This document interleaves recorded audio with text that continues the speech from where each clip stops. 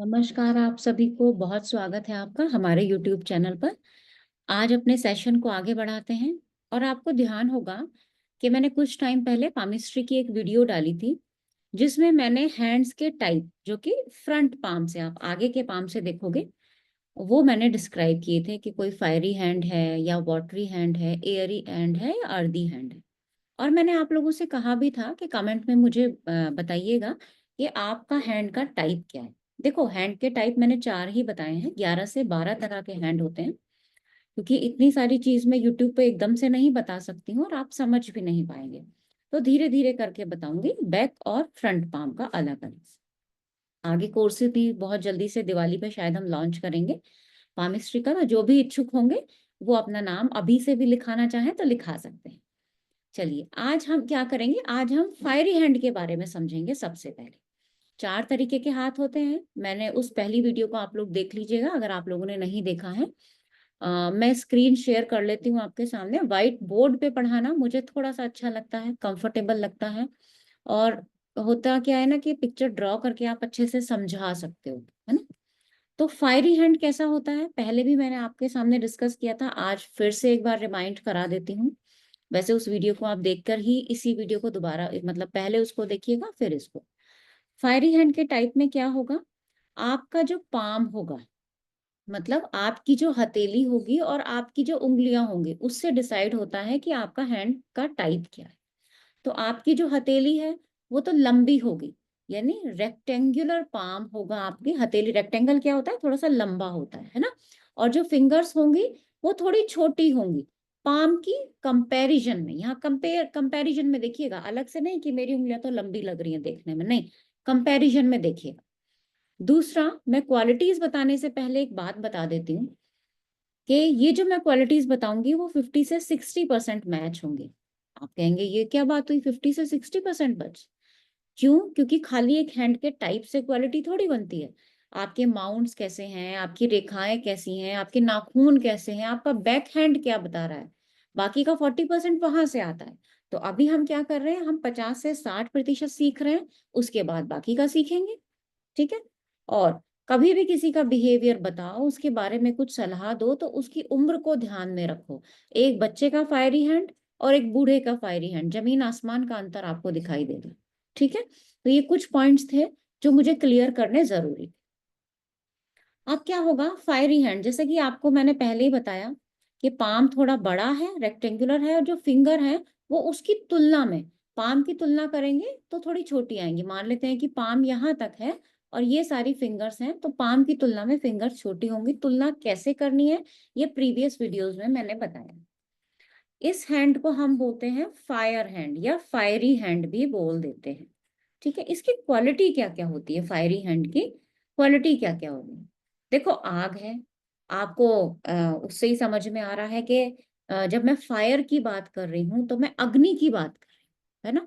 अग्नि क्या होती है, इंसान के अंदर अगर अग्नि तत्व ज्यादा होता है तो वो थोड़ा सा एक्टिव ज्यादा हो सकता है। एक्टिव ज्यादा होगा तो उसके अंदर इम्पल्सिवनेस भी आ सकती है, यानी कि वो इम्पल्सिव भी हो सकता है। इम्पल्सिव ज्यादा होगा तो एक स्थान पर बैठना, यानी शांति से बैठना वो नहीं चाहेगा, उसको ट्रैवलिंग बहुत ज्यादा पसंद हो सकती है। अब ये बच्चों के केस में ट्रैवलिंग लग जाएगी, है ना। बड़ों के केस में भी कुछ केस में आपको दिखाई देगा। बहुत सारे केस में आप क्या समझोगे इस ट्रैवलिंग को, कि वो एक साथ बहुत सारे काम करना चाहते हैं। अगर आप उन लोगों को एक ही काम पे आप कहो कि नहीं, आपको ये एक ही काम करना है 4 महीने तक, यही एक ही कोर्स करना है आप लोगों को, जैसे हम पढ़ रहे हैं तो इसी की बात कर लेते हैं, नहीं, वो अगर साथ में दूसरा स्टार्ट हो रहा होगा तो वो भी कर लेंगे। वो होती है फायरी हैंड की क्वालिटी, यानी इनको हम मल्टीटास्कर बोल सकते हैं। ये एक साथ बहुत सारे काम कर सकते हैं। बच्चे का हिसाब से देख सकते हो आप, बड़ा के हिसाब से देख सकते हो, हाउसवाइफ के हिसाब से देख सकते हो, कोई ऑफिस में काम कर रहा है उसके हिसाब से भी देख सकते हो। और थोड़ा जल्दी जल्दी काम करने की आदत होती है इनको, है ना। फटाफट फटाफट फटाफट काम खत्म किया। अब आप खुद सोचिए, जब आप जल्दी जल्दी काम खत्म करोगे तो आप क्या क्वालिटी पे ध्यान दे पाओगे? नहीं, आप क्वांटिटी पे तो ध्यान देते हो, लेकिन कई बार क्या होता है आप क्वालिटी पे ध्यान नहीं दे पाते। तो ये भी फायरी हैंड की एक कमी के अंदर आ सकता है। लेकिन ये जो क्वालिटी वाली बात की ना, इसको बोलने से पहले उनका जुपिटर फिंगर और जुपिटर माउंट को भी देखना जरूरी है। अगर इंसान के अंदर जुपिटर की क्वालिटीज थोड़ी सी ज्यादा है, तो ये जो मैंने क्वांटिटी और क्वालिटी वाली बात बोली, इसमें से वो क्वालिटी पर भी ध्यान देंगे साथ में, क्वांटिटी के साथ साथ। तो यहाँ पे थोड़ा सा, क्योंकि मैंने पहले ही कहा पामिस्ट्री एक कंबाइंड स्टडी है, खाली एक फिंगर देख लेने से कुछ नहीं बोल सकते, खाली एक रेखा देख लेने से आप बहुत ज्यादा कुछ प्रिडिक्ट नहीं कर पाओगे, आपको सारी चीजें जो है ना वो देखनी पड़ेंगी। इम्पल्सिवनेस, भाई जल्दी गुस्सा तो ये हो जाते हैं, है ना, गुस्सा छोटी छोटी बातों पे भी आ सकता है और जल्दी आ सकता है, इनको गुस्सा ना जल्दी आ जाता है। ये चाहते हैं कि सब कुछ मैं अपने हाथ में ले लूं, मैं ही करूं सब कुछ। और बड़े ना रेस्टलेस वाली फीलिंग आती है कई बार इनके अंदर, बड़े रेस्टलेस से हो जाते हैं, पैशनेट होते हैं, वैरायटी लवर होते हैं, स्टेबिलिटी की कमी होती है इनके लाइफ में, है ना। और कई बार क्या होता है, एक काम लिया, पसंद नहीं आया, छोड़ दिया, दूसरा काम ले लेंगे। तो न्यूमेरोलॉजी में जो 9 नंबर होता है ना, रूट 9 डेस्टिनी 2, वो कॉम्बिनेशन है ये। जो न्यूमेरोलॉजी पढ़ रहे होंगे वो इस कॉम्बिनेशन को अच्छे से समझ लेंगे। किसी भी चीज पे इमीडिएट रिएक्शन देना, वो होता है फायरी हैंड का काम। कोई भी बात चल रही होगी, ये अपना व्यू जरूर उसमें रखना चाहेंगे। अगर जुपिटर अच्छा है तो थोड़ा रुक के, थोड़ा समझदारी से रखेंगे। अगर जुपिटर माउंट थोड़ा वीक है, तो बिना समझदारी के, बिना सोचे समझे भी ये लोग बोल सकते हैं। ठीक है। अपने कमिटमेंट पे कई बार खरे नहीं उतरते, मतलब खुद से कमिट करेंगे कि सुबह 6 बजे उठूंगा, और खुद का कमिटमेंट खुद से ही भूल जाएंगे। ऐसी भी क्वालिटी कई बार इन लोगों के अंदर देखी गई। अब देखो क्या होता है, आजकल के जमाने में जितने भी आज के युग में जो बच्चे हैं ना, वो सारे फायरी हैंड के मिलेंगे आप। क्यों? क्योंकि सबके अंदर यही क्वालिटीज मिल रही हैं। तो अब आप देखोगे, आपको फायरी हैंड ज्यादा मिलेंगे, अर्दी हैंड एयरी हैंड जब पढ़ेंगे वो आपको कम मिलेंगे। या तो फायरी हैंड मिलते हैं आजकल, या आपको वाटरी हैंड मिलेंगे ज्यादा। तो ये भी कुछ रिसर्च का विषय है कि क्यों हमें ये हाथ ज्यादा मिल रहे हैं, क्योंकि ये क्वालिटीज बढ़ती जा रही हैं लोगों के अंदर, है ना, इम्पल्सिवनेस, एंग्जाइटी, ये चीजें बढ़ रही हैं। अब कुछ अच्छी बातें भी होंगी, हालांकि इसमें भी बहुत सारी अच्छी बातें थी।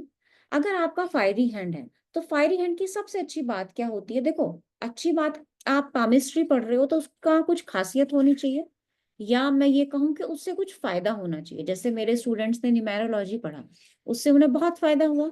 टैरो पढ़ा, उससे उन्हें बहुत फायदा हुआ। तो भाई जब पामिस्ट्री पढ़ोगे तो उसका भी तो कोई लाभ होना चाहिए। भविष्य तो आप किसी भी सब्जेक्ट से भी बता सकते हो, क्या लाभ होगा वो हमें बताएगा आपकी पेरेंटिंग स्टाइल, पेरेंटिंग टेक्निक, आप किस तरह से अपने बच्चों को पालोगे।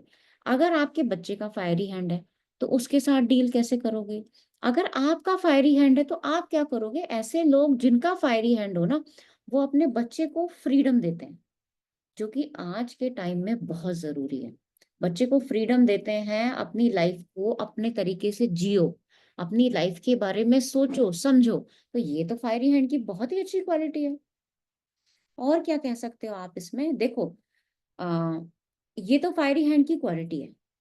अब जब हम करियर डिसाइड करेंगे, हालांकि करियर डिसाइड करने के केमिस्ट्री में बहुत सारे फैक्टर्स हैं, लेकिन एक हाथ से क्यों, क्योंकि नेचर का करियर के ऊपर बड़ा प्रभाव होता है। आज मेरा मन नहीं है टेक्निकल लाइन में, मेरे को अच्छा ही नहीं लगता, दिमाग ही नहीं चलता उस तरफ, तो क्यों मैं उस तरफ जाऊं।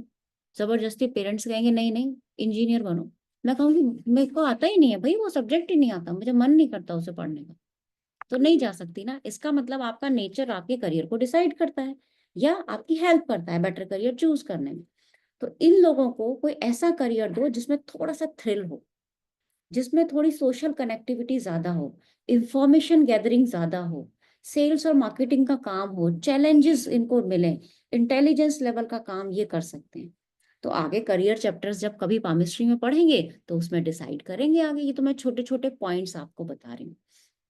इन लोगों को मोटिवेट आप कैसे कर सकते हो, मान लो कोई फायरी हैंड का बच्चा है, या आपकी ऑफिस में कोई हैं, कलीग्स हैं, उनको आप मोटिवेट कैसे करोगे अगर वो फायरी हैंड के। उनको मोटिवेट करने के लिए उनको वैरायटी दो। भले ही आप उनकी सैलरी मत बढ़ाओ, उनको सैलरी से कोई मतलब नहीं है, आप उनको वैरायटी ऑफ काम दे दो कि चलो ठीक है, ये काम भी करो, ये भी करो, ये भी करो, ऐसे भी करो, जैसे मर्जी ऐसे करो। तब देखो फायरी हैंड की कितनी अच्छी अच्छी क्वालिटीज बाहर निकल के आती हैं। तो ये उनका एक मोटिवेशनल फैक्टर हो सकता है, किसी भी इंसान को मोटिवेट करो। अब जब हमने इतनी सारी क्वालिटीज पढ़ ली, तो भाई कमियों को सुधारा भी जाएगा, यानी सजेशंस भी दिए जाएंगे।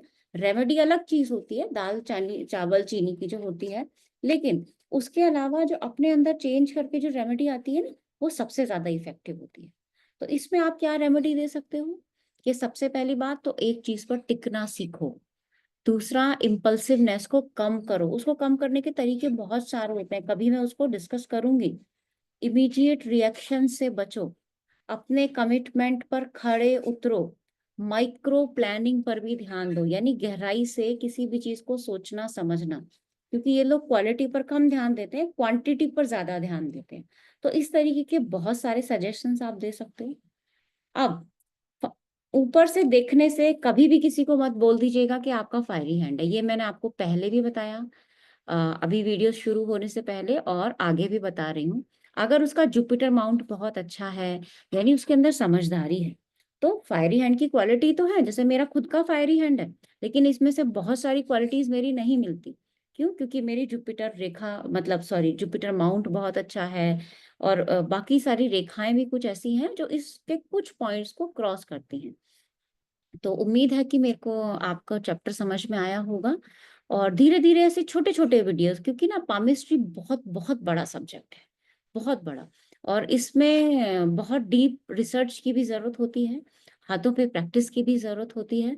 तो आप छोटे छोटे टॉपिक से हम सीखेंगे। और ऐसे ही आप कमेंट्स में मुझे बताइएगा, जैसे पिछली बार बहुत से लोगों ने बताया कि हमारा फायरी हैंड है, तो मैंने सोचा चलो पहली वीडियो ना फायरी हैंड पे ही बनाते हैं। सबका फायरी हैंड था, तो आगे जो वीडियो आएगी वो वाटरी हैंड के ऊपर आएगी। ठीक है? तो फायरी हैंड वालों को देखना शुरू कीजिए, उनकी क्वालिटीज को समझिए। जितना प्रैक्टिकल करेंगे उतना ज्यादा सीखेंगे। चलिए आज के लिए इतना ही रखते हैं। बहुत धन्यवाद।